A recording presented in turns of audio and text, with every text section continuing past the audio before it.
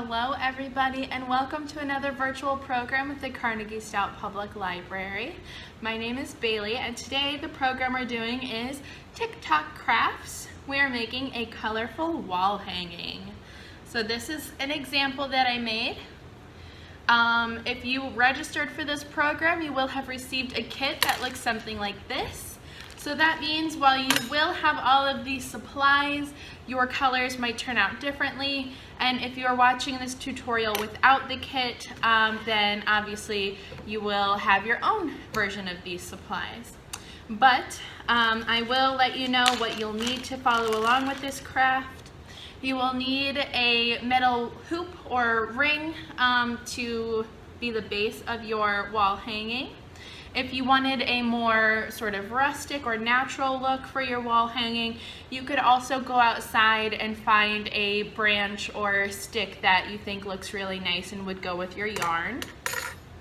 You will also need not a ton of yarn, not a full skein or anything, but I have in your packets 30 strands of yarn that are about 2 feet long, or 3 feet long actually.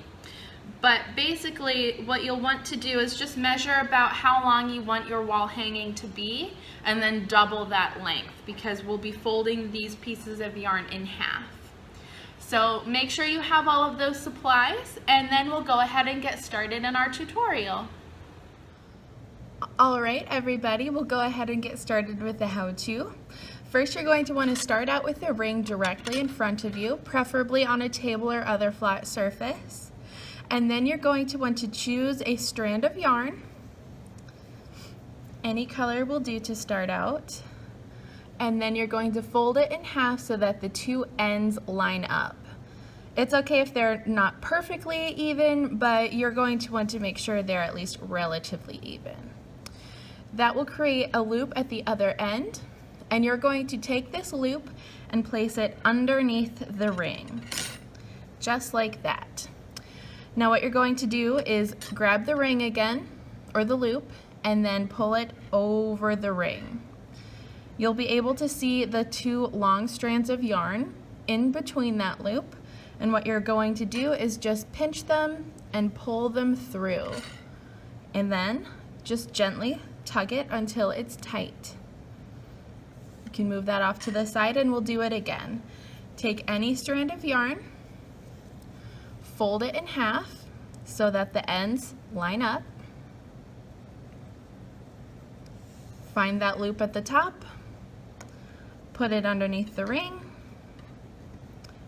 pull the loop towards you and over the ring, and then pull that yarn through, and then just tug to tighten.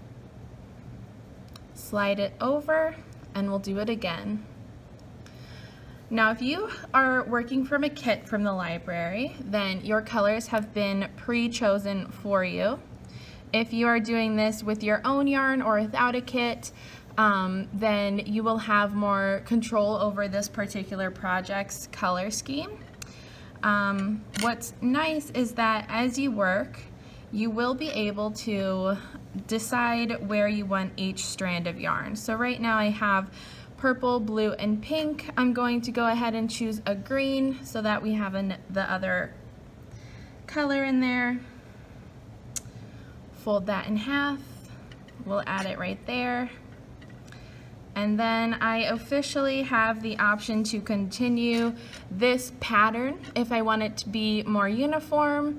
Otherwise, maybe I could scooch them apart if I wanted to add maybe another pink one in there or something like that. But that's kind of the nice thing, is that you can slide these around to work on the pattern or where you put certain strands of yarn. But I'm just going to keep going. This project is pretty simple once you get a hang of that movement there. So I will do probably a couple more at regular speed, and then we'll go ahead and speed it up.